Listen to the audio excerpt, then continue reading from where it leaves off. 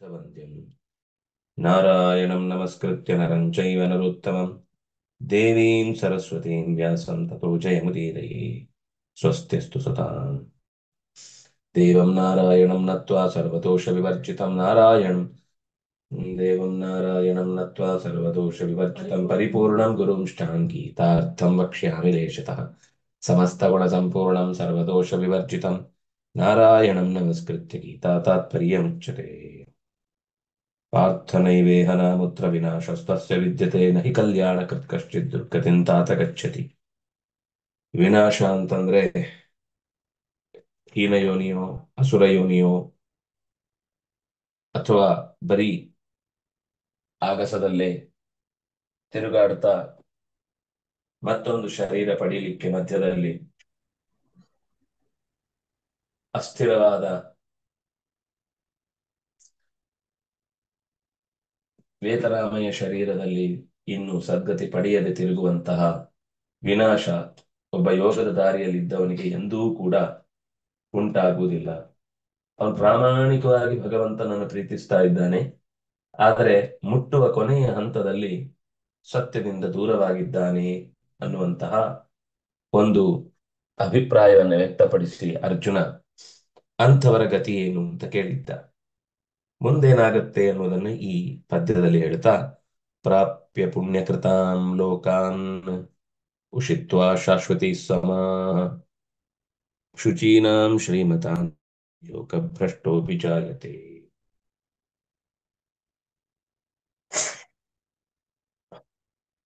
ಪುಣ್ಯವಂತರ ಲೋಕಗಳನ್ನು ಸೇರಿ ಅಲ್ಲಿ ಬಹಳ ಕಾಲದ ತನಕ ನೆಲೆಸಿ ನಿರ್ಮಲವಾಗಿ ಮತ್ತೆ ಮುಂದೆ ಧಾರ್ಮಿಕವಾಗಿ ಶ್ರೀಮಂತರ, ಮಾರ್ಮಿಕವಾಗಿ ವಿದ್ಯಾವಂತರ ಮನೆಯಲ್ಲಿ ಹುಟ್ಟಿ ಬರ್ತಾನೆ. ತನ್ನ ಯೋಗ ಭ್ರಷ್ಟತೆಯ ಕಳೆಯನ್ನ ಕಳೆದುಕೊಳ್ತಾನೆ, ಕೊಳೆಯನ್ನ ನಿವಾರಿಸಿಕೊಳ್ತಾನೆ.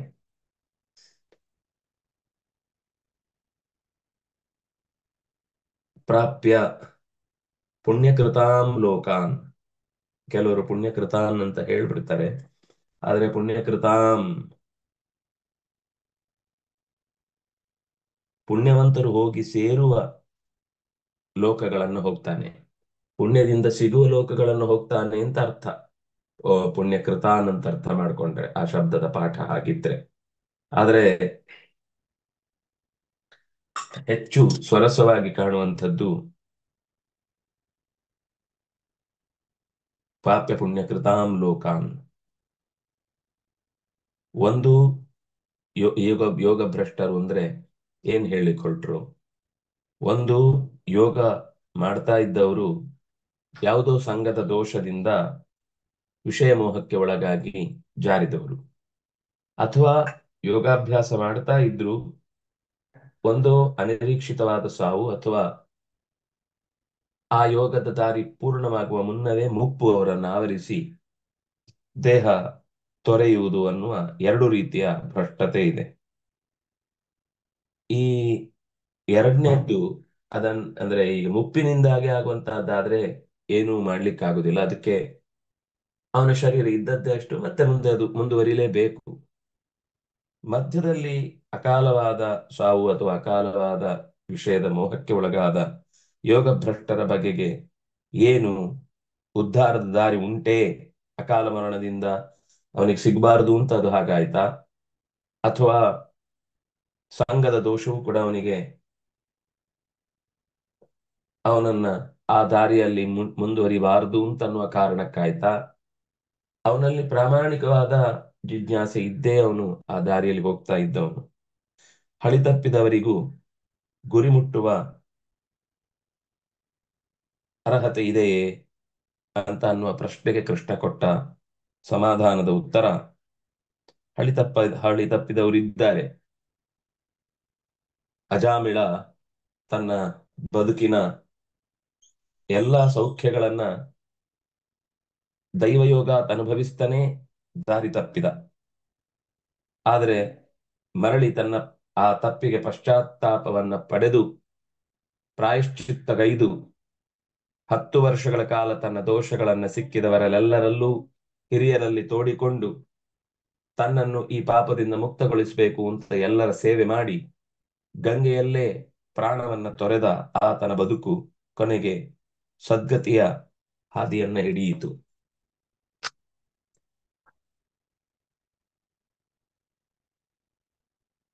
ಅದೇ ಜನ್ಮದ ಕೊನೆಯಲ್ಲಿ ಆತನಿಗೆ ಅದರ ಪಶ್ಚಾತ್ತಾಪ ಇದ್ದದ್ರಿಂದ ಆ ದೋಷ ಅಲ್ಲಿಗೆ ಮುಕ್ತಾಯವಾಯಿತು.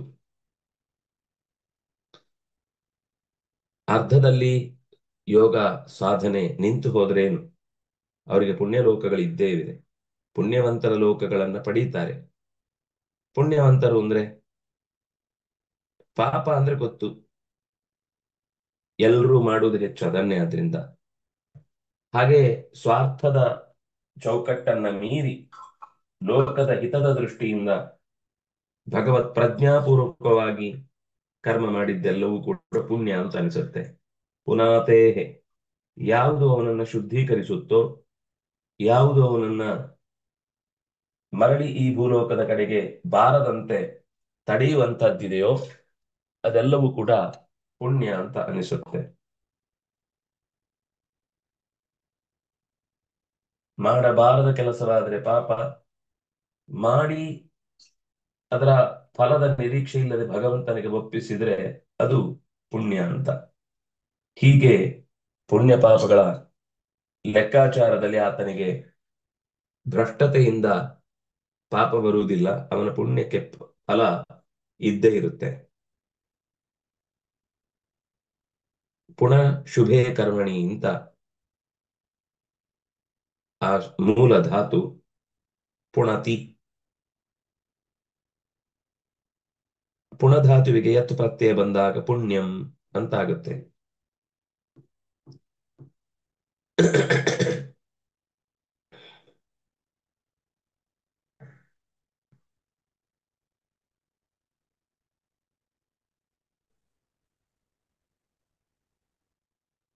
ಪುನಾತಿ ಪವಿತ್ರೀಕರೋತಿ ಇತಿ ಪುಣ್ಯಂ. ನಾನು ಪುಣಾತಿ ಅಂತ ಶಬ್ದ ಹೇಳಿದೆ, ತಪ್ಪು. ಪುನಾತಿ ಶುಭ ಕರ್ಮವನ್ನ ನೇರವಾಗಿ ತಿಳಿಸುವಂತದ್ದಾದ್ರಿಂದ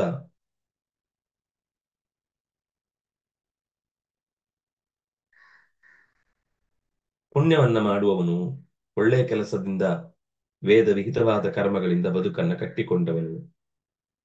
ಯಾವುದು ವೇದಗಳಲ್ಲಿ ಬೇಡ ಅಂತ ದೂರೀಕರಿಸಿದೆಯೋ ಅಂತಹ ಕರ್ಮಗಳನ್ನ ಬಿಟ್ಟು ಸಂಯಮದಿಂದ ಇರುವವನು, ಇದು ಪುಣ್ಯಕ್ಕೆ ಕಾರಣವಾದದ್ದು. ಇಂಥವರು ಪುಣ್ಯಕೃತ್ಯಗಳು. ಈ ಪುಣ್ಯಕೃತ್ಯಗಳು ಹೊಂದುವಂತಹ ಲೋಕಗಳು ಪುಣ್ಯವಂತರಿಗೆ ಮಾತ್ರ ಸಿಗುವ ಲೋಕಗಳು ಕೆಲವಿವೆ. ಅಂತಹ ಲೋಕಗಳನ್ನೇ ಅವನು ಹೊಂದುತ್ತಾನೆ. ಏಕವಿಂಶತಿ ಸ್ಥಾನಾನಿ ದಿವ್ಯಾನಿ ಸ್ಥಾನ ಏಕವಿಂಶತಿ ದಿವ್ಯಾನಿ ಸ್ಥಾನಾನಿ ದಿವಿಚಕ್ರಿಣ ವಜ್ರಣೋ ವಾಪಿ ತದ್ಭಕ್ತೈ ಭುಂಜತೆ ತಾನಿ ಯಾಜ್ಞಿಕೈ. ಹೇಗೆ 28 ತರದ ನರಕಗಳನ್ನ ವರ್ಣನೆ ಮಾಡುತ್ತಾರೋ ಹಾಗೇನೆ 21 ಬಗೆಯ ಲೋಕಗಳನ್ನ ಹೇಳ್ತಾರೆ. ಸ್ವರ್ಗದಲ್ಲಿ ಭೋಗಕ್ಕೆ ಸಂಬಂಧಪಟ್ಟ 21 ಲೋಕಗಳು. ಅದನ್ನ ಚಕ್ರಿ ಮತ್ತು ವಜ್ರಿ, ನಾರಾಯಣ ಮತ್ತು ಇಂದ್ರ ಈ ಲೋಕಗಳನ್ನು ನಿಯಂತ್ರಿಸ್ತಾರೆ. ಭಗವಂತನ ಭಕ್ತರಾದ ಯಾಜ್ಞಿಕರು ಇಲ್ಲಿ ಸುಖವನ್ನು ಅನುಭವಿಸುತ್ತಾರೆ.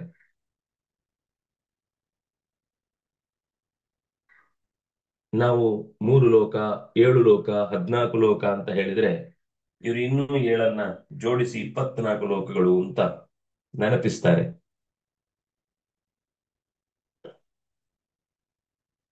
ಇನ್ನು ಹಲವು ಬಗೆಯ ಸಾಧನೆಯಿಂದಾಗಿ ಇನ್ನೂ ಅನೇಕ ರೀತಿಯ ಪುಣ್ಯಗಳಿದ್ರೆ ಅದು ಕೂಡ ಪುಣ್ಯದ ಲೋಕದ ಪ್ರಾಪ್ತಿಗೆ ಕಾರಣವಾಗುತ್ತೆ.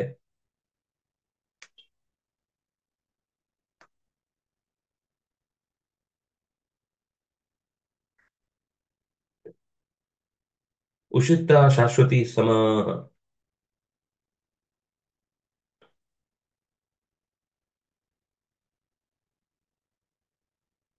ಶಾಶ್ವತಿ ಅಂತಂದ್ರೆ ಪುಣ್ಯತಮವಾದವುಗಳು ಅಂತ, ಅಥವಾ ನಿತ್ಯ ಅಂತ ಅನ್ನೋ ಅರ್ಥದಲ್ಲಿ ಪ್ರಯೋಗ ಮಾಡಿದ್ರೆ ಬಹಳ ಜನಕ್ಕೆ ಆ ನಿತ್ಯದ ಯೋಚನೆ, ಎಷ್ಟು ಕಾಲ ಅವನಿಗೆ ಭೋಗದ ಅನುಭವ ಇರೋದು. ಈಗ ನಾವು ಚಿರಂಜೀವಿ ಹೇಳಿದ ಹಾಗೆ ಅಲ್ಲಿ ಆದ್ರೂ ನೋಡಿ, ಎಲ್ಲಿ ಶಾಶ್ವತಿ ಹೇಳಿದ್ದೇವೋ ಅಲ್ಲಿ ಕಾಲದ ಮಿತಿಯನ್ನ ಹೇಳಲಿಕ್ಕೆ ಹೋಗ್ತಾರೆ. ಎಲ್ಲಿ ಲೋಕದಲ್ಲಿ ಸಾಮಾನ್ಯ ಚಿರಂಜೀವ ಅನ್ನೋ ಶಬ್ದಕ್ಕೆ ಸಾಯುವುದೇ ಇಲ್ಲ ಅಂತ ಅನ್ಕೊಳ್ತಾರೆ. ಚಿರಂ ಅಂದ್ರೆ ಬಹಳ ಕಾಲ ಬದುಕುತ್ತಾರೆ ಅಂತ ಅರ್ಥ ಹೊರತು ಸಾಯಲ್ಲ ಅಂತ ಅರ್ಥ ಅಲ್ಲ. ಚಿರಜೀವಿಗಳಿಗೂ ಕೂಡ ಮನ್ವಂತರದ ಮುಕ್ತಾಯದಲ್ಲಿ ಶರೀರವನ್ನು ತೊರೆದು ಮತ್ತೊಮ್ಮೆ ಅವರಿಗೆ ಕರ್ತವ್ಯ ನಿರ್ವಹಣೆ ಬೇರೆ ಜವಾಬ್ದಾರಿ ಬರುತ್ತೆ. ಇನ್ನು ಕೆಲವರು ಶಾಶ್ವತಿ ಸಮಾಹ ಅಂತ ಬ್ರಹ್ಮ ಸಾಂವತ್ಸರಾನ್, ಬ್ರಹ್ಮನ ವರ್ಷಗಳಷ್ಟು ಕಾಲದ ಹೊತ್ತು ಅವರು ಸ್ವರ್ಗದಲ್ಲಿರ್ತಾರೆ ಮತ್ತೆ ಭೂಮಿಗೆ ಇಳಿತಾರೆ ಅಂತ. ಆದ್ರೆ ಶಾಶ್ವತಿ ಅಂತ ಬಹುವಚನ ಇದ್ದದ್ರಿಂದ ಶಾಶ್ವತವಾದಂಥದ್ದು ಮೂರು: ಅಮೃತ, ಶಾಶ್ವತ, ಸ್ಥಾಣು. ಭಗವಂತನ ಲೋಕಗಳನ್ನ ತೆಗೆದುಕೊಂಡಾಗ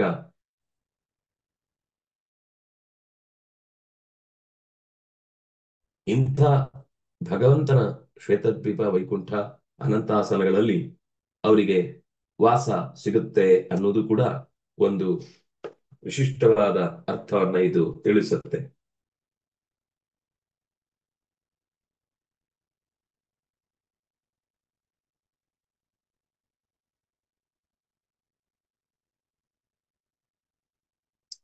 ಅಧಪಾತ ಇಲ್ಲ ಅನ್ನೋದಂತೂ ಸತ್ಯ. ಒಂದು ಭೂಮಿಗೆ ಬೇಕಾದ್ರೂ ಬರ್ಲೂಬಹುದು, ಅದು ಒಂದೇ ಅರ್ಥದಲ್ಲಿ ನಿಲ್ಬೇಕು ಅಂತ ಏನಿಲ್ಲ. ಅವನ ಪುಣ್ಯದ ವ್ಯವಸ್ಥೆಯಲ್ಲಿ ಅದು ಖಾಲಿ ಆಗುವಂತದ್ದಾಗಿ ವಾಪಸ್ಸು ಬರುವಂತದ್ದಿದ್ರೆ, ಅವನ ಪ್ರಾರಬ್ಧವಶಾತ್ ಯೋಗ ಸಾಧನೆಯನ್ನು ಬಿಟ್ಟಿದ್ರು, ಅವನಲ್ಲಿ ಭಕ್ತಿ ಪ್ರಾಮಾಣಿಕವಾಗಿದ್ರೆ, ಅವನು ಭೋಗದ ಜೀವನದಲ್ಲೇ ಇದ್ರು ನಾಸ್ತಿಕನಾಗ್ಲಿಲ್ಲ. ಆದ್ರೆ ಅಪಘಾತ ಆಗುತ್ತೆ. ಯಾಕಂದ್ರೆ ಭೋಗ ಜೀವನದಿಂದ ಭಗವಂತ ಮರೆಯುವ ಸಾಧ್ಯತೆ ಇದೆ. ಭಕ್ತಿ ಇದ್ದಾಗ ಅದು ತೊಂದರೆ ಆಗಲ್ಲ. ಭಕ್ತಿ ಕಡಿಮೆಯಾದಾಗ ಗೋಪಿಕೆಯರಂತೆ ಕೃಷ್ಣನನ್ನು ಕಳೆದುಕೊಂಡು ಮತ್ತೆ ದುಃಖಿಸಿ ಆತನನ್ನ ಹೊಂದುವ ಪ್ರಾರಬ್ಧದ ದೋಷ ಇದ್ರೆ ಜಾರಿದ್ರೂ ಮತ್ತೆ ಹೊಂದುವ ಅವಕಾಶ ಇರುತ್ತೆ. ಭಗವಂತನ ಎಣೆ ಇಲ್ಲದ ಕರುಣೆ ಆತನನ್ನ ಏಣಿಯ ಹತ್ತುವಂತೆ ಮಾಡುತ್ತೆ. ಜಾರ್ತಾನೆ ಒಂದು ಕ್ಷಣಿಕ ಕಾಲ, ಅದು ಒಂದು ಬದುಕಿನಲ್ಲಿ ಮಾತ್ರ ಆಗುತ್ತೆ. ಮತ್ತೆ ಮತ್ತೆ ಪ್ರತಿ ಸರ್ತಿಯೂ ಹಾಗಾಗುತ್ತೆ ಅಂತೇನಿಲ್ಲ. ಏರುವುದು ಜಾಸ್ತಿ, ಇಳಿಯುವುದು ಯಾವಾಗಲೂ ಒಮ್ಮೆ. ಆದ್ರೆ ಅದು ಅನಿವಾರ್ಯವಾದಾಗ, ಅದರಿಂದಲೂ ಏನಾದರೂ ಅವನಿಗೆ ಸಾಧನೆಗೆ ಬೇಕಿರುವಂತದ್ದಾದಾಗ ನಡೆದ್ರೂ ಅದು ದೋಷ ಆಗುತ್ತಿಲ್ಲ. ಯಾಕೆಂದ್ರೆ ಧರ್ಮೋ ಭವತ್ಯ ಧರ್ಮೋಪಿ ಕೃತೋ ಭಕ್ತೈ ರಮೇಶಿತು ಪಾಪಂ ಭವತಿ ಧರ್ಮೋಪಿ ಯೋನ ಭಕ್ತೈ ಕೃತೋ ಹರೇಹೇ. ಪುರಾಣದಲ್ಲೇ ಬಂದ ಮಾತು. ರಮೇಶಿತು ಭಕ್ತೈ ಕೃತಃ ಅಧರ್ಮ ಧರ್ಮೋ ಭವತಿ. ರಮೆಯರಸನೇ ಎನ್ನ ಪೊರೆಯುವವನೆಂದು ನಂಬಿದವನ ಬದುಕಿನಲ್ಲಿ ನಡೆದ ದುರ್ಘಟನೆಗಳು ಕೂಡ ತನಗೆ ಧರ್ಮದ ಚೌಕಟ್ಟನ್ನೇ ಹಾಕಿಕೊಡುತ್ತೆ. ಒಂದು ವೇಳೆ ಬದುಕಿನ ಸತ್ಯವನ್ನರಿಯದೆ ಅದರ ನಿಯಾಮಕನಾಗಿ ಭಗವಂತನಿದ್ದಾನೆಂದು ತಿಳಿಯದೆ ಬಹಳ ಧರ್ಮದ ಕಾರ್ಯವನ್ನು ನಡೆಸಿದ್ರೂ ಕೂಡ ಅದರ ಉದ್ದೇಶ ಸ್ವಾರ್ಥವೇ ಆಗಿರುತ್ತೆ. ಅದರಿಂದಾಗಿ ಪಾಪಂ ಭವತಿ. ಅಭಕ್ತರಾಗಿದ್ರೆ ಅದು ಪಾಪವೇ ಆಗುತ್ತೆ. ಅಧರ್ಮವಾಗಿದ್ರು ಭಕ್ತನಾಗಿದ್ರೆ ಪುಣ್ಯವನ್ನೇ ತಂದುಕೊಡುತ್ತೆ. ಸ್ಮರ್ತವ್ಯಂ ಸತತಂ ವಿಸ್ಮರ್ತವ್ಯೋ ನ ಜಾತಚಿತ್ ಸರ್ವೇ ವಿಧಿ ನಿಷೇಧಾ ಸ್ಯು ಏತಯೋರೇವ ಕಿಂಕರ. ಹೇಗೆ ಅದು ಧರ್ಮ ಆಗತ್ತೆ? ಅವನ ಆ ಚಟುವಟಿಕೆಯಲ್ಲಿ ಆ ಕ್ರಿಯೆ ನಡೆಯುವಾಗಲೂ ಭಗವತ್ ಪ್ರಜ್ಞಾ ತಪ್ಪಿ ಹೋಗುವುದಿಲ್ಲ. ಮಹಾಭಾರತದಲ್ಲಿ ಪಾಂಡವರು ಭಗವದ್ಭಕ್ತರಾಗಿ ಯುದ್ಧವನ್ನು ಮಾಡುವಾಗ ಹಿಂಸೆ ವಸ್ತುತಃ ಅಧರ್ಮ. ಆದ್ರೆ ಭಗವದ್ವೇಷಿಯಾದವರನ್ನು ದ್ವೇಷಿಸದೆ ಹಿಂಸೆ ಮಾಡಿದ್ರು. ಆದ್ರಿಂದಾಗಿ ಅದು ಧರ್ಮವೇ ಆಯಿತು. ಆದ್ರೆ ಭಗವತ್ ಪ್ರೀತಿಯನ್ನ ಮಾಡುವಂಥವರನ್ನು ಭಗವದ್ವೇಷದಿಂದ ಯುದ್ಧ ಅನ್ನೋದವರಿಗೆ ಧರ್ಮವಾಗಿ ದೊರಕಿದ್ರೂ ಕೂಡ ಅವರಿಗೆ ಹಿಂಸೆಯೇ ಆಗಿ ಅದು ಅನರ್ಥಕ್ಕೆ ಕಾರಣವಾಯಿತು.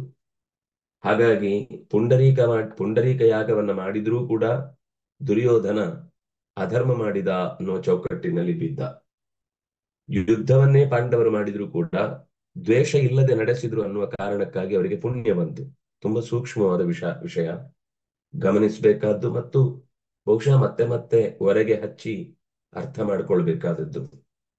ಸುಲಭದಲ್ಲಿ ನಾವಿದರ ಮೇಲ್ನೋಟದ ಅರ್ಥವನ್ನ ತಿಳಿದು ಅಪಾರ್ಥ ಮಾಡಿಕೊಳ್ಳುವ ಸಾಧ್ಯತೆಗಳು ಹೆಚ್ಚು.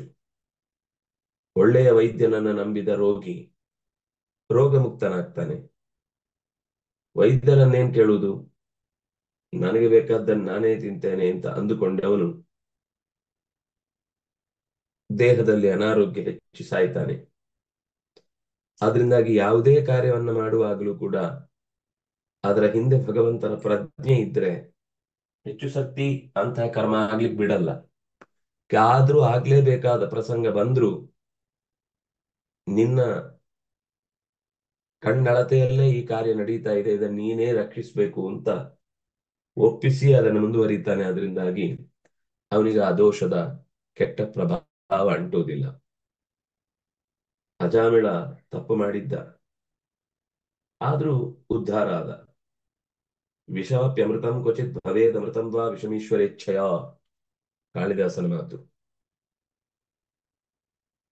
ಸರ್ಪದ ವಿಷ ಭಯಾನಕ, ಆದ್ರೆ ವೈದ್ಯ ಅದನ್ನು ಚಿಕಿತ್ಸೆಗಾಗಿ ಬಳಸ್ತಾನೆ.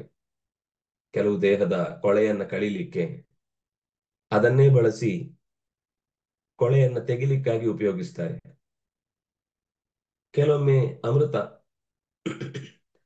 ಭಾರಿ ಒಳ್ಳೆಯದು ಅಂತ ಅನ್ಕೊಂಡು ಸ್ವೀಕಾರ ಮಾಡಿದ್ರೆ ಹಾಲನ್ನ, ಅದು ವಿಷವಾಗಿ ಆತನ ಜೀವ ಕಳೆಯುವುದಕ್ಕೂ ಕಾರಣವಾಗುತ್ತೆ.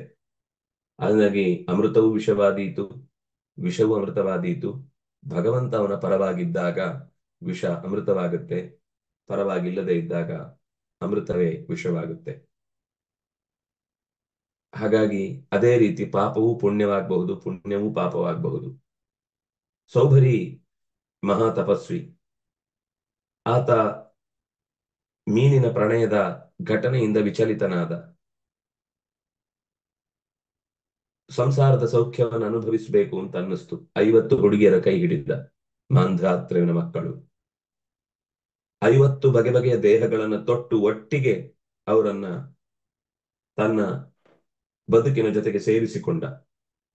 ಅವನ ಕ್ಷಣಿಕ ಪರಿವರ್ತನೆ ಭಗವಂತನ ಕ್ಷಮೆಗೆ ಪಾತ್ರವಾಯಿತು. ಅವನಿಗೆ ಅಕ್ಷಯ ಸುಖವನ್ನೇ ಕೊಟ್ಟ. ಇಂದ್ರದ್ಯುಮ್ನ ಅಗಸ್ತ್ಯರ ಶಾಪದಿಂದ ಆನೆಯಾದ, ಅದು ಕ್ಷಣಿಕವಾದ ಪ್ರಾರಬ್ಧ. ಆದರೂ ಭಗವಂತ ಓಡಿ ಬಂದು ತನ್ನ ನೆನಪಲ್ಲಿದ್ದು ನಾರಾಯಣ ಅಖಿಲ ಗುರು ಭಗವನ್ ನಮಸ್ತೆ ಅಂತ ತನಗೆ ಬಾಯಿಯಲ್ಲಿ ಮಾತಾಡ್ಲಿಕ್ಕೆ ಬರದೇ ಇದ್ರು ತನ್ನ ಮನಸ್ಸಿನ ಭಾವನೆಯಿಂದ ತಾನೇ ಕಿತ್ತೆಸೆದಿದ್ದ ಕಮಲದ ಎಸಳೊಂದನ್ನ ಎತ್ತಿ ಹಿಡಿದು ಕೂಗಿ ಕರೆದ ಒಳಭಾವದಿಂದ ವ್ಯಾಸರು ಅದಕ್ಕೆ ರೂಪ ಕೊಟ್ಟು ನಮಗೆ ಶಬ್ದ ಕೊಟ್ಟರು. ಅವನು ಇದೇ ತರದ ಬಾಯಿಯಲ್ಲಿ ನಮ್ಮಂತೆ ನಾರಾಯಣ ಅಖಿಲ ಗುರು ಭಗವನ್ ನಮಸ್ತೆ ಅಂತ ಹೇಳಲಿಲ್ಲ. ದೇವರಿಗೆ ಹೇಳಬೇಕಾದ ಮಾತಿನ ಅಗತ್ಯ ಇರಲಿಲ್ಲ. ಹೇಳುವ ಮಾತು ಅಂದ್ರೆ ಹೇಳಬೇಕು ಅನ್ನುವ ಭಾವ ಮುಖ್ಯವಾಗಿತ್ತು. ಓಡಿ ಬಂದ. ಒಂದು ಬಾಯಿ ಬರದ ಆನೆ ಕರೆದರೆ ಓಡಿ ಬರ್ತಾನೆ ಅಂದ್ರೆ, ಬಾಯಿ ಇದ್ದು ಕರೆದಾಗ ಭಗವಂತ ಬರ್ತಾ ಇಲ್ಲ ಅಂದ್ರೆ ನಾವು ಹೇಗೆ ಹೇಳ್ತಾ ಇದ್ದೇವೆ, ಹೇಗೆ ಅದರಲ್ಲಿ ತೊಡಗಿದ್ದೇವೆ, ಎಷ್ಟು ನೆನಪಿಟ್ಟುಕೊಂಡಿದ್ದೇವೆ ಅನ್ನೋದು ನಮ್ಮನ್ನ ಅಳಿಯುವ ಕಾಲವಾಗುತ್ತೆ. ಅಹಲ್ಯೆ ದೇವಲೋಕದ ಕ್ಷಣಿಕ ಸೌಖ್ಯಕ್ಕಾಗಿ ಮರೆತರೂ ಅವಳು ಪಾತಕಿಯಾಗಿರ್ಲಿಲ್ಲ. ಭಗವಂತ ಆಕೆಯನ್ನ ತನ್ನ ದೃಷ್ಟಿಯಿಂದಲೇನೆ ತನ್ನ ಜಪಿಸಿದ ಪುಣ್ಯದ ಫಲವನ್ನ ಪೂರ್ತಿಯಾಗಿ ಕೊಟ್ಟು ಮತ್ತು ಗೌತಮರ ಜೊತೆಗೆ, ಯಾಕೆಂದ್ರೆ ಸಪ್ತರ್ಷಿಗಳಲ್ಲಿ ಒಬ್ಬರಾಗಿ ಗೌತಮರು ಕೂಡ ಅಸಾಧಾರಣವಾದ ಲೋಕೋತ್ತರವಾದ ಪುಣ್ಯವನ್ನು ಗಳಿಸಿದವರು. ಪುಣ್ಯದ ಆಧಿಕ್ಯವನ್ನ ಕಳೆದು ಆ ಜೀವಕ್ಕೆ ಹಾನಿಯಾಗದಂತೆ ಇಂದ್ರನಿಂದ ತಡೆದು ಅವಳನ್ನೂ ಉದ್ಧರಿಸಿ ಅವರಿಬ್ಬರ ಜೋಡಿ ಬದುಕನ್ನ ವೈಭವಕ್ಕೆ ಈಡು ಮಾಡಿದ. ಹಾಗಾಗಿ ಅದರ ಫಲ ಎನ್ನುವಂತೆ ಲೋಕದ ವ್ಯವಸ್ಥೆ ಹೇಗಿರುತ್ತೆ ಅನ್ನೋದನ್ನು ತೋರಿಸ್ಲಿಕ್ಕೆ ತಾನು ಸೀತೆಯನ್ನ ಆ ಘಟನೆ ನಡೆದ ಮರುಕ್ಷಣದಲ್ಲಿ ವಿದೇಹಕ್ಕೆ ತೆರಳಿ ವಿವಾಹವಾದ. ಬದುಕಿನಲ್ಲಿ ನಾವು ಯಾವುದೇ ಜೋಡಿಗಳನ್ನ ಅಥವಾ ಬಾಂಧವ್ಯವನ್ನ ಗಟ್ಟಿಗೊಳಿಸಿದ್ರೆ ನಮಗೂ ಅಂತಹ ಸುಕರವಾದ ಬಾಂಧವ್ಯ ಒದಗಿಯಿತು ಅಂತ ತೋರಿಸಿದ. ಹೀಗೆ ಅರ್ಜುನನು ಒಮ್ಮೆ ಯೋಚನೆ ಮಾಡಿದ. ಋತ್ವಿಜನೊಬ್ಬ ಬಂದು ರಕ್ಷಿಸುವುದಕ್ಕಾಗಿ ಯಾಗ ದೀಕ್ಷಿತನಾದ ಕೃಷ್ಣನನ್ನ ಕೇಳಿಕೊಂಡಾಗ, ಆ ಕೃಷ್ಣನನ್ನೇನು ಕೇಳ್ತಿ, ಬಾ ನನ್ನ ಬಳಿಗೆ, ನಾನೇನು ಪ್ರದ್ಯುಮ್ನನ ಹಾಗೆ ಬಲರಾಮನ ಹಾಗೆ ಕೃಷ್ಣನ ಹಾಗೆ ಕೈ ಚೆಲ್ಲುವವನಲ್ಲ ಎಂದೆಲ್ಲ ತನ್ನ ಹೆಮ್ಮೆಯ ಹೊಗಳಿಕೆಯ ಬಗ್ಗೆ ಬೇರೆಯವರಿಂದ ಬರುವ ಮುನ್ನ ತಾನೇ ಅದನ್ನ ಘೋಷವಾಕ್ಯದಂತೆ ಹೇಳಿಕೊಂಡು ಹೊರಟ. ಕೃಷ್ಣ ಕೋಪಿಸಿಕೊಳ್ಳಿಲ್ಲ. ನಗುತ್ತಾ ಆತನ ಕೈಲಾಗದೆ ಹೋದಾಗ ತಾನೇ ಯಜ್ಞದಿಂದ ದೀಕ್ಷೆಯನ್ನ ಮುರಿದು ಭಕ್ತನಿಗೋಸ್ಕರ ಬಂದ. ಇದಕ್ಕಿಂತ ಬೇರೆ ಕರುಣೆ ಬೇಕೆ? ಯಜ್ಞದ ದೀಕ್ಷೆ ಮುರಿಯುವುದು ಯಾವ ಕಾರಣಕ್ಕೂ ಲೋಕದಲ್ಲಿ ಮಾನ್ಯವಾದ ಘಟನೆ ಅಲ್ಲ. ಆದರೆ ಭಕ್ತನಿಗೋಸ್ಕರ ಭಗವಂತ ಅಪಿಚಿಂದ್ಯಾಂ ಸ್ವಭಾಹುಂ, ಬೇಕಿದ್ರೆ ನನ್ನ ತೋಳನ್ನೇ ಕಡಿದುಕೊಂಡೇನು ಹೊರತು ಭಕ್ತರ ನೆರವಿಗೆ ನಾನು ಬಾರದೆ ದೂರ ಉಳಿಯಲಾರೆ ಅನ್ನುವ ನಿರಂತರವಾದ ಘಟನೆಗಳ ಪಟ್ಟಿ ನಮ್ಮನ್ನ ಎದೆ ಮುಟ್ಟಿಕೊಳ್ಳುವಂತೆ ಮಾಡುತ್ತೆ. ಇಷ್ಟು ಕಾರುಣ್ಯ ಇದ್ದಾಗಲೂ ನಾವು ಯಾಕೆ ಆಚೆ ಭಾಗ್ಯವು? ಗರ್ಗಾಚಾರ್ಯರೇ ಕೃಷ್ಣನಿಗೆ ಕೃಷ್ಣ ಅಂತ ಹೆಸರಿಟ್ಟವರು. ಆದರೂ ಅಸುರಾವೇಶಕ್ಕೊಳಗಾಗಿ ಕೃಷ್ಣನನ್ನೇ ಕೊಲ್ಲುವ ಮಗು ಬೇಕು ಅಂತ ಮಹೇಶ್ವರನನ್ನ ಪ್ರಾರ್ಥಿಸಿ ಕಾಲಯವನನ್ನ ಪಡೆದ್ರು. ಆದರೂ ಕೃಷ್ಣ ಗರ್ಗಾಚಾರ್ಯರ ಮೇಲೆ ಕೋಪಿಸಿಕೊಳ್ಳಿಲ್ಲ. ಅವರ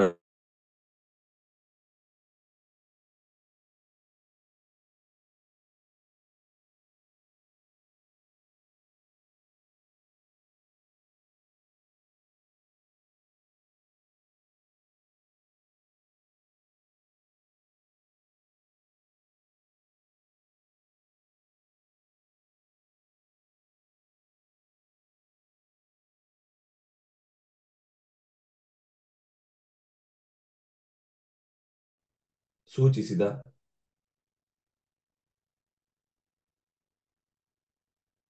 ಉಷಿತ್ವ ಶಾಶ್ವತಿ ಸಮ, ದಿವ್ಯ ಸುಖಗಳನ್ನು ಅನುಭವಿಸಿ ಮುಂದೇನು ನಾಶ ಹೊಂದಲಾರ ಅಂತ ಹೇಳಿದ್ದಕ್ಕೆ ಸ್ವರ್ಗಲೋಕದಲ್ಲಿ ಪುಣ್ಯಲೋಕದಲ್ಲಿ ಪುಣ್ಯವಂತರ ಜೊತೆಗೆ ಬಾಳುವ ಬೇಡುವೆಗೆ ನಿಜವಾದ ಅರ್ಥವನ್ನು ಕಲ್ಪಿಸುವ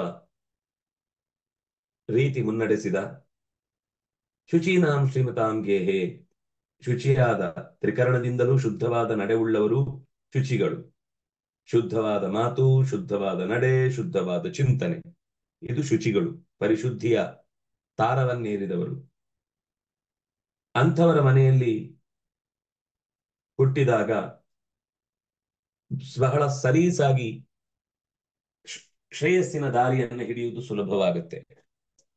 ಅಲ್ಲಿಯೂ ದಾರಿ ತಪ್ಪೋರು ಇರಬಹುದು, ಆದ್ರೆ ಇವನಿಗೆ ಅದು ಬೇಕು ಅಂತಾನೆ ಸಿಕ್ಕಿದಾಗ, ಅಂಥದ್ದನ್ನೇ ಎತ್ತಿ ಅವನ ಉದ್ದೇಶದಿಂದಲೇ ಕೊಟ್ಟಾಗ ಅದು ಅವನ ಬದುಕಿಗೆ ಲಾಭದಾಯಕವಾದ ವಿಷಯವಾಗುತ್ತೆ.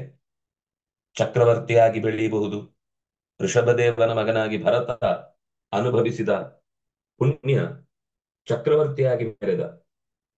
ತನ್ನ 100 ಜನ ತಮ್ಮಂದಿರ ಜೊತೆಗೆ ಬಾಳುವೆ ನಡೆಸಿದ. ಎಷ್ಟು ಸಂಪತ್ತಿದ್ರೂ ಕೂಡ ಮಹಾಯೋಗಿಯಾಗಿ ಉಳಿದ ಅನ್ನುವುದೇ ಇದು ಶ್ರೀಮಂತರ ಮನೆ ಅಂತ. ಶ್ರೀಮಂತಿಕೆ ಅಂತನ್ನುವುದು ಸಂಪತ್ತಿನಿಂದಲ್ಲ, ಭಗವದ್ ಯೋಗದ ವಿಸ್ಮರಣೆಯಾಗದಂತೆ ಬದುಕುವ ಶ್ರೀಮಂತಿಕೆ ಅದು ಯೋಗಭ್ರಷ್ಟನಿಗೆ ದೊರಕಬೇಕಾದ್ದಿತ್ತು. ಅಂಥದ್ದನ್ನ ಭಗವಂತ, ಯಾಕೆಂದ್ರೆ ಪವಿತ್ರಾಣಾಂ ಪವಿತ್ರಂ ಯೋ ಮಂಗಲಾನಾಂಚ ಮಂಗಲಂ ದೈವತಂ ದೇವತಾನಾಂಚ ಭೂತಾನಾಂ ಯೋ ಅವ್ಯಯ ಪಿತಾ, ಇಂತಹ ಪಾವಿತ್ರ್ಯವುಳ್ಳಂತಹ ಲಕ್ಷ್ಮೀರಮಣನಾದ ನಾರಾಯಣನ ನೆನಪಿನೊಂದಿಗೆ ಎಲ್ಲಿ ಹುಟ್ಟಿ ಬಂದ್ರೂ ಕೂಡ ಅದು ಶ್ರೀಮಂತಿಕೆ ಉಳ್ಳದ್ದೇ. ಆದ್ರೆ ಆ ಮನೆಯಲ್ಲೇ ಆ ವಾತಾವರಣ ಶ್ರೀಮಂತಿಕೆ ಇದ್ರೆ ಅದು ಇನ್ನೂ ಹೆಚ್ಚು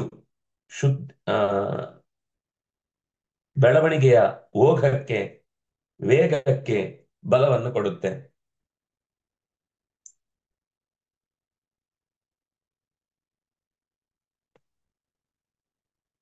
ಶ್ರೀಮತಾಂ ಅಂದ್ರೆ ಶ್ರೀ ಅಂದ್ರೆ ಸಂಪತ್ತು. ಋಕ್ ಯಜುಸ್ಸು ಸಾಮಗಳೇ ಸಂಪತ್ತು. ಆ ಸಂಪತ್ತು ಉಳ್ಳವನು ಶ್ರೀಮಾನ್. ವೇದಜ್ಞನೆನಿಸಿದವನು ಶ್ರೀಮಂತ, ವೇದದ ಸಿರಿವಂತಿಕೆಯನ್ನ ಹೊಂದಿದವನು ಅಂತ. ಅಂತ ಭಗವದ್ಭಕ್ತಿ ಮತ್ತು ಜ್ಞಾನದಿಂದ ಕೂಡಿದಂಥವರ ಮನೆಯಲ್ಲಿ ಆತನ ಹುಟ್ಟಾಯಿತು ಅನ್ನುವುದು ಅವನ ಎತ್ತರಕ್ಕೇರುವುದಕ್ಕೆ ಬೇಕಿರುವ ಮೆಟ್ಟಿಲನ್ನು ಕೊಟ್ಟು ಹುಟ್ಟಿಸತ್ತೆ. ಯೋಗಭ್ರಷ್ಟನಾದವನು ಸಾಧನೆಯ ದಾರಿಯಲ್ಲಿ ಅರ್ಧದಲ್ಲೇ ಚ್ಯುತನಾದರೆ, ಭ್ರಷ್ಟನಾದರೆ, ಪುಣ್ಯಕೃತಾನ್ ಪುಣ್ಯಾತ್ಮರಿಗೆ ಮಾತ್ರ ಲಭಿಸುವ ಲೋಕಾನ್ ಸ್ಥಾನಗಳನ್ನು ಪ್ರಾಪ್ಯ ಹೊಂದಿ ಅಲ್ಲಿ ಶಾಶ್ವತೀ ಬಹಳ ಸಮಾಹ ಸಂವತ್ಸರಗಳ ಕಾಲ ಉಷಿತ್ವ ವಾಸಿಸಿ ಶುಚೀನಾಂ ಅತ್ಯಂತ ಪರಿಶುದ್ಧರಾದ ಶ್ರೀಮತಾಂ ವೇದಜ್ಞರಾದ ಭಗವದ್ಭಕ್ತರಾದ ಮನೆಯಲ್ಲಿ ಅಭಿಜಾಯತೆ ಯೋಗ ಮಾರ್ಗವನ್ನು ಇನ್ನಷ್ಟು ಬೆಳೆಸಿಕೊಳ್ಳುವುದಕ್ಕಾಗಿ ಹುಟ್ಟಿ ಬರುತ್ತಾನೆ. ಇದು ಒಟ್ಟು ಆ ಪದ್ಯದ ಸಾರ. ಅಥವಾ ಯೋಗಿನಾಮೇವ ಕುಲೇ ಭವತಿ ಧೀಮತಾಂ ಏತದ್ಯ ದುರ್ಲಭತರಂ ಲೋಕೆ ಜನ್ಮ ಯದೀದೃಶಂ. ಇದು ದುರ್ಲಭತರವಾದ ಜನ್ಮ ಅಂತ ಹೇಳ್ತಾನೆ ಕೃಷ್ಣ. ದುರ್ಲಭತರಂ, ಕೇವಲ ದುರ್ಲಭ ಅಂತ ಹೇಳಿಲ್ಲ, ದುರ್ಲಭತರ, ಸಿಗದ ಮನೆತನ ಅದು. ಯಾರು? ಯೋಗಿನಾಂ, ಸ್ವತಃ ಈಗಾಗಲೇ ಯೋಗದ ದಾರಿಯನ್ನ ತಲುಪಿದವರು, ನಿಜವನ್ನರಿತಂತಹ ಯೋಗಿಗಳ ಕುಲದಲ್ಲೇ ಆತ ಹುಟ್ಟಿ ಬರುವ. ಇಂಥ ಯೋಗಿಗಳ ಮನೆಯಲ್ಲಿ ಅವರ ಸಂಬಂಧಿಗಳಾಗಿ ಹುಟ್ಟುವುದು ಲೋಕದಲ್ಲಿ ಅತ್ಯಂತ ಕಷ್ಟಕರವಾದದ್ದು, ಸುಲಭದಲ್ಲಿ ಯಾರಿಗೂ ಕೂಡ ಸಿಗದ್ದು. ಅಂಥ ಒಂದು ವಿಶೇಷತೆಯನ್ನ ಭಗವಂತ ಒದಗಿಸ್ತಾನೆ ಅಂದ್ರೆ, ಅಥವಾ ಅಂತನ್ನುವ ಶಬ್ದ ಪುಣ್ಯಲೋಕಗಳಲ್ಲಿ ಸಂಪತ್ತನ್ನ ಪಡೆದ ಮೇಲೆ, ಅಂದ್ರೆ ಪುಣ್ಯಲೋಕಗಳಲ್ಲಿ ಸೌಖ್ಯದ ಅನುಭವವನ್ನು ಪಡೆದ ಮೇಲೆ ಸಿರಿವಂತರ ಮನೆಯಲ್ಲಿ ಹುಟ್ಟಿ ಭಗವದ್ಭಕ್ತರು ಅಥವಾ ವೇದಜ್ಞರು ಅಂತ ಹೇಳಿದ್ರು. ಅಥವಾ ಇನ್ನು ಬೇರೆ ರೀತಿಯಿಂದ ಯೋಗಭ್ರಷ್ಟರ ಬದುಕು ಸುಖಮಯವಾಗುತ್ತೆ ಅನ್ನೋದಕ್ಕೆ ಇನ್ನೊಂದು ದಾರಿಯನ್ನ ತೋರಿಸಿದ ಒಳ್ಳೆಯ ಬಂಧುತ್ವ, ಅವರಲ್ಲೇ ಆ ಜ್ಞಾನ ತುಂಬಿಕೊಳ್ಳುತ್ತೆ. ಜಡಭರತ ತಾನು ಒಂದು ಸರ್ತಿ ಯೋಚನೆ ಮಾಡಿ ಜಿಂಕೆಯಾಗಿ ಹುಟ್ಟಿ ವ್ಯಥೆಪಟ್ಟ. ನೆನಪಿತ್ತು ತಾನು ಎಂಥದ್ರಲ್ಲಿ ತಪ್ಪಿದೆ ಅಂತ. ನಮಗೆ ತೀವ್ರವಾಗಿ ನಾವು ಮಾಡಿದ ಅವ್ಯವಸ್ಥೆಯ ಬಗ್ಗೆ, ಚ್ಯುತಿಯ ಬಗ್ಗೆ ಎಚ್ಚರ ಇದ್ರೆ ಅದು ಮತ್ತು ಮುಂದೆ ನೆನಪಿನಲ್ಲಿ ಉಳಿದು ಆ ಪ್ರಾಣಿಯ ಶರೀರದಲ್ಲೂ ಆ ನೆನಪಿನೊಂದಿಗೆ ತನಗೆ ಉತ್ತಮವಾದ ಗತಿ ಸಿಗುವುದಕ್ಕೆ ಬೇಕಿರುವ ದಾರಿಯನ್ನ ಆತ ಹುಡುಕ್ತಾನೆ. ಅಂಗೀರಸರ ಗೋತ್ರದಲ್ಲಿ ಹುಟ್ಟಿ ಬಂದ ಜಡಭರತನಾದ, ತನ್ನೊಳಗೆ ತಾನು ಏಕಾಂತದಲ್ಲಿ ಯೋಗ ಸಿದ್ಧನಾಗಿ ಬೆಳೆದ. ಜಿಂಕೆಯಾಗಿ ಹುಟ್ಟಿದ್ದಾಗ ಪುಲಸ್ತ್ಯ ಮತ್ತು ಪುಲಹ ಅನ್ನುವ ಋಷಿಗಳ ಆಶ್ರಮದಲ್ಲಿ ಸಾಳಗ್ರಾಮದ ಕ್ಷೇತ್ರದಲ್ಲಿ ಓಡಾಡಿ ಜಿಂಕೆಯೂ ಯೋಗಿಯಂತೆ ಬದುಕಿತು. ಅದೇ ಜಿಂಕೆಗೆ ಮತ್ತೆ ಮುಂದೆ ಯೋಗಿನಾನ್ ಕುಲೆ ತಾಪಸರ ಆಶ್ರಮದಲ್ಲಿ ಒಂದು ಸರ್ತಿ ಸಿಕ್ಕಿತು. ಅಂದ್ರೆ ಭರತನಾಗಿ ಸತ್ತಾಗ್ಲೂ ಮನುಷ್ಯನಾಗಿ ಹುಟ್ಟದೇ ಇದ್ರು ಯೋಗಿನಾನ್ ಕುಲೆ ಭವತಿ. ತಾಪಸರ ಆಶ್ರಮ ಅಂತ ಅನ್ನುವುದು ಸಾಮಾನ್ಯ ಮಾತಲ್ಲ. ಅಲ್ಲಿ ಹುಲಿ ಜಿಂಕೆಗಳು ಜೊತೆಯಾಗಿ ಬಾಳುವ ಜಾಗ. ಅದಲ್ಲದೆ ಇನ್ನೇನು ಉತ್ತಮ ಗತಿ ಅಂದ್ರೆ ಶ್ರೀ ಯೋಗಿನಾಂ ಕುಲೇ ಭವತಿ. ಮಡುಗಟ್ಟಿದ ವೈರಾಗ್ಯದಿಂದ ಜಿಂಕೆ ಭಗವಂತನೇ ಆಗಲೂ ನೆನೆದು ನೆನೆದು ಮುನಿಗಳಿಗೆ ಇಷ್ಟವಾದ ಜಾಗದಲ್ಲಿ ತನಗೂ ಇಷ್ಟಪಟ್ಟು ಬದುಕುವ ಆಸೆಯಲ್ಲಿ ತನ್ನ ಜೀವನವನ್ನು ಕಳೆಯಿತು. ಮತ್ತೆ ಮೂರನೇ ಜನ್ಮದಲ್ಲಿ ಧೀಮತಾಂ ಆತ್ಮಜ್ಞಾನಿಗಳಾದಂತಹ ಅಂಗಿರಸರ ಗೋತ್ರದಲ್ಲಿ ಒಬ್ಬ ಬಡ ಮನೆತನದಲ್ಲಿ ಹುಟ್ಟಿ ಬಂದ. ಅವನ ಅಣ್ಣ ತಮ್ಮಂದ್ರೆಲ್ಲ ಅವನನ್ನ ಗೋಳು ಹೊಯ್ದುಕೊಂಡ್ರು ಕೂಡ ಅಪ್ಪ ಒಳ್ಳೆಯ ಸಾತ್ವಿಕ ಮನುಷ್ಯ. ಆದ್ರಿಂದಲೇನೆ ಅವನ ಬದುಕಿಗೆ ಅವನು ಹೇಗಿದ್ರೋ ಹಾಗೆ ಅವನನ್ನ ಬಿಟ್ಟುಕೊಟ್ಟ. ಅವನಿಗೆ ಬೇಕಾದಂತೆ ಬಾಳ್ತಾನೆ, ಬೆಳೀತಾನೆ ಅಂತ. ಅದು ಒಂದು ದೊಡ್ಡ ಯೋಗವೇ. ನಮಗೆ ಬೇಕಾದಂತೆ ಮಕ್ಕಳನ್ನ ಬೆಳೆಸುವ ಹಠ ಮಾರಿಗಳ ನಡುವೆ ನೀನು ನಿನ್ನಂತೆ ಬೆಳೆ ಅಂತ ಬಿಟ್ಟ ಅಪ್ಪ ನಿಜವಾಗಿಯೂ ದೊಡ್ಡ ಯೋಗಿ. ಆ ಮಗು ಏನಾಗುತ್ತೆ ಅಂತ ತಿಳಿದೆ ಅವನ ಮೇಲೆ ತನ್ನ ಯಾವ ಭಾವವನ್ನು ಹೇರಲಿಲ್ಲ, ಯಾವ ರೀತಿಯೂ ಆತನನ್ನ ಹಣಿಯುವ ಕೆಲಸ ಮಾಡಲಿಲ್ಲ. ಹಾಗಾಗಿ ಇದು ಒಂದು ಯೋಗ. ಯೋಗ ಅಂದ್ರೆ ಅವನಿಗೆ ಯೋಗದ ಆಸನಗಳನ್ನ ಹಾಕಿಕೊಟ್ಟು,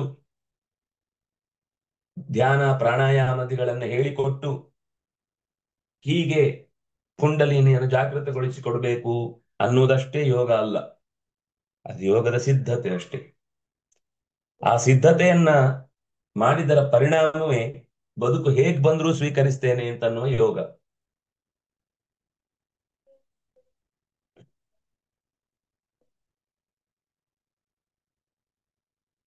ಪೂರ್ವ ಜನ್ಮದ ನೆನಪು ಅಚ್ಚಳಿಯದೆ ಉಳಿದು ಜಡಭರತನಂತೆ, ಇಂದ್ರದ್ಯುಮ್ನಂತೆ ಅವನು ಹುಟ್ಟಿದಾಗ ತನ್ನ ಸುತ್ತ ಇರುವ ಎಲ್ಲ ವಸ್ತುಗಳಿಂದ ಒಳ್ಳೆಯದನ್ನೇ ಕಾಣ್ಲಿಕ್ಕೆ ಶುರುವಾಗ್ತದೆ. ಒಳ್ಳೆಯದನ್ನೇ ಕಾಣ್ತಾ ಹೋಗ್ತಾನೆ. ಅವನಿಗೆ ಎಲ್ಲರೂ ಗುರುಗಳಾಗಿ ಕಾಣ್ತಾರೆ. ಆಗ ಗುರುಗಳು ಅಂದ್ರೆ ಪಾಠ ಮಾಡ್ಲಿಕ್ಕೆ ಒಬ್ಬ ಅಧ್ಯಾಪಕನೇ ಬೇಕು ಅಂತಿಲ್ಲ. ಅವನಿಗೆ ಸೂರ್ಯನು ಗುರುವಾಗ್ತಾನೆ, ಚಂದ್ರನು ಗುರುವಾಗ್ತಾನೆ, ನೆಲವು ಗುರುವಾಗುತ್ತೆ, ಮಣ್ಣು ಗುರುವಾಗುತ್ತೆ, ನೀರು ಗುರುವಾಗುತ್ತೆ, ಗಾಳಿಯು ಗುರುವಾಗುತ್ತೆ. ಹೀಗೆ ಎಲ್ಲಿ ನೋಡಿದ್ರು ಗುರುತರವಾದ ಭಾರವೇ ಪ್ರತಿಯೊಂದರಲ್ಲೂ ಗುಣದಿಂದ ತುಂಬಿದ್ದು ಕಾಣುತ್ತೆ. ಆದ್ರಿಂದಾಗಿ ಇಂಥ ಯೋಗದ ಬದುಕು ದುರ್ಲಭತರ. ಈ ಮನುಷ್ಯ ಲೋಕದಲ್ಲಿ ಅಂತಹ ಸಾಧನಾಮಯವಾದಂತಹ ಕ್ಷಣಗಳನ್ನ ಕಳೆಯುವುದಕ್ಕಾಗಿ ಆತ ಬಹಳ ಹಾತೊರೆದಿರ್ತಾನೆ. ಆದ್ರಿಂದಾಗಿ ಹಾಗೆ ಅವನಿಗೆ ಪ್ರತಿ ಕ್ಷಣವೂ ಕೂಡ ಮಂಗಳಮಯವಾಗಿ, ಜ್ಞಾನಮಯವಾಗಿ, ಸುಂದರವಾಗಿ ಕಾಣ್ತಾ ಹೋಗುತ್ತೆ. ಅಂಥವನು ಕೋಟಿಗೊಬ್ಬ. ಸುಲಭದಲ್ಲಿ ಆತನನ್ನು ಹಿಡಿದು ಹೇಳುವುದು ಕಷ್ಟ. ಅಥವಾ ಇದಲ್ಲದೆ ಹೋದ್ರೆ ಮತ್ತೊಂದು ಬಗೆಯಿಂದ ಯೋಚಿಸಿದ್ರೆ, ಧೀಮತಾಂ, ಆತ್ಮಜ್ಞಾನಿಗಳಾದ ಯೋಗಿನಾಂ, ಯೋಗದ ಸಾಧನೆಯಲ್ಲಿ ಮುಂದುವರಿದವರ ಕುಲೇ ಏವ, ಅದೇ ಕುಲದಲ್ಲಿ, ಅದೇ ವಂಶದಲ್ಲಿ ನೇರವಾಗಿ ಅಂದ್ರೆ ಸ್ವರ್ಗಾದಿಗಳು ಮಧ್ಯದಲ್ಲಿ ಸಿಕ್ಕಿದ್ರೆ ಅದು ಈ ನೆನಪನ್ನೆಲ್ಲ ಹಾಳು ಮಾಡುತ್ತೆ. ನಮ್ಗೆ ಯಾಕೆ ಹಿಂದಿನ ಜೀವನದ ತಪ್ಪುಗಳೆಲ್ಲ ನೆನಪುಳಿದ ಮುಂದೆ ಆ ನೆನಪಿನಿಂದ ಆ ತಪ್ಪಿನಲ್ಲಿ ಜಾರದಂತೆ ತಡೆಯಬಹುದು ಅನ್ನುವ ಒಂದು ಪ್ರಶ್ನೆ ಒಳಗುಳಿಯತ್ತೆ. ಒಂದು, ಕಾಲದ ಅವಧಿ ಅತ್ಯಂತ ದೀರ್ಘವಾಗುತ್ತೆ. ಸ್ವರ್ಗಾದಿಗಳಲ್ಲಿ ಸುಖವನ್ನು ಅನುಭವಿಸುವಾಗಲಂತೂ ಮನಸ್ಸು ಹಳೆಯದನ್ನ ಮರೆತು ಹೋಗುವ ಸ್ವಭಾವ ಸಹಜವಾದದ್ದು. ಉಳಿಯುವ ಹಾಗೆ ಮಾಡಬೇಕು ಅಂದ್ರೆ ಅದು ಮನಸ್ಸಿನ ಮಿತಿಯೇ ಅಷ್ಟು. ಅದಕ್ಕೆ ಈ ಕ್ಷಣದಲ್ಲಾದ ಸುಖ ಅಥವಾ ದುಃಖಕ್ಕೆ ಅದು ಮರುಕ್ಷಣದಲ್ಲಿ ಮಾತ್ರ ಪ್ರತಿಕ್ರಿಯಿಸುತ್ತೆ ಹೊರತು, ದುಃಖದಲ್ಲಾಗುವಾಗ ದುಃಖವನ್ನ ಬಂತು ಅಂತ ಕೊರಗ್ತಾನೆ ಬಿಟ್ರೆ, ಆ ದುಃಖದಿಂದ ಕಲಿತ ಪಾಠವನ್ನ ಮತ್ತೆ ನೆನಪಿಸಿಕೊಂಡು ಬದಲಿಸಿಕೊಳ್ಳುವಂತಹ, ಎದುರಿಸುವ ಸ್ಥಿತಿಯನ್ನು ಹೊಂದುವಂತಹ ಆನುಕೂಲ್ಯವನ್ನು ಅವನು ಉಳಿಸಿಕೊಳ್ಳುವುದಿಲ್ಲ. ಅಂದ್ರೆ ಭಗವತ್ ಪ್ರೇರಣೆಯಿಂದ ತನ್ನಿಂದ ತಾನೇ ದೀರ್ಘಾವಧಿಯ ಪುಣ್ಯಲೋಕದ ಅಥವಾ ಪಾಪಲೋಕದ ಅಥವಾ ಸದ್ಗತಿಯಾಗದ ನಡುವೆ ಅನೇಕ ಕಾಲಗಳನ್ನು ಕಳೆಯುತ್ತಾನೆ. ಆದ್ರಿಂದಾಗಿ ಎಲ್ಲವೂ ಮರೆತು ಮತ್ತೆ ಹೊಸತನ್ನ ಅನುಭವಿಸುವವನಂತೆ. ಹಾಗಂತ ಹೇಳಿ ಸೂಕ್ಷ್ಮ ರೂಪದಲ್ಲಿ ಸಂಸ್ಕಾರ ಇದ್ದೇ ಇರುತ್ತೆ, ಇಲ್ಲ ಅಂತಿಲ್ಲ. ಆದ್ರೆ ಅದಕ್ಕೆ ಚೂರು ಎಡೆ ಸಿಕ್ಕಿದಾಗ ಅದು ಗರಿಗೆದರಿ ಹಳೆಯ ನೆನಪುಗಳ ಜೊತೆಗೆ ಬಹಳ ಬೇಗನೆ ಅವನ ಆ ಸಿದ್ಧಿಯ ದಾರಿ ತೆರೆದುಕೊಳ್ಳುತ್ತೆ. ಅಂತಹ ಹುಟ್ಟಿ ಬರುವ ಭಾಗ್ಯಶಾಲಿಗೆ ಸಾಧನ ಕ್ಷೇತ್ರವಾದ ಮನುಷ್ಯ ಲೋಕದಲ್ಲಿ ಇಂಥ ಹುಟ್ಟು ಸಿಗುತ್ತೆ ಅಂತ ಅನ್ನೋದು ನಿಶ್ಚಯವಾಗಿಯೂ ದುರ್ಲಭತರಂ, ಅತಿ ಪ್ರಯಾಸದಿಂದ ಸಿಗುವಂತದ್ದು, ದುರ್ಲಭಕ್ಕಿಂತಲೂ ದುರ್ಲಭವಾದದ್ದು. ಇದು ಲೋಕದಲ್ಲಿ ಅತ್ಯಂತ ಪ್ರಸಿದ್ಧ. ಇಂಥ ಶರೀರಗಳು ಸಿಗುವುದಷ್ಟು ಸುಲಭವಲ್ಲ ಅನ್ನುವುದಕ್ಕೆ ಭರತ ಚಕ್ರವರ್ತಿಯೇ ಜಡಭರತನಾದದ್ದು ಒಂದು ಉದಾಹರಣೆ. ಸಾಧನೆಯ ಮಾರ್ಗದಲ್ಲಿ ಜಿಂಕೆಯಿಂದಲೇ ಪತಿತನಾದ, ಜಿಂಕೆಯಾಗಿಯೇ ಮತ್ತೆ ಯೋಗಿಗಳ ನಡುವೆ ತನ್ನ ಬದುಕಿಗೆ ಆ ಭಗವಂತನ ನೆನಪು ಮಾಸದಂತೆ ಒಳ್ಳೆಯ ಯೋಗಿಗಳ ಸಂವಾದ, ಯೋಗಿಗಳ ಸಹವಾಸ ಸಿಕ್ಕಿತು. ಅದು ಮುಂದುವರೆದು ಜಡಭರತನಾಗಿ ಇನ್ನಷ್ಟು ಜಾಗೃತನಾದ, ಹೀಗೆ ಉದ್ಧೃತ ಬದುಕನ್ನು ಹೊಂದಿದ ಅನ್ನುವಲ್ಲಿಗೆ ಇವತ್ತಿನ ಈ ಚಿಂತನೆ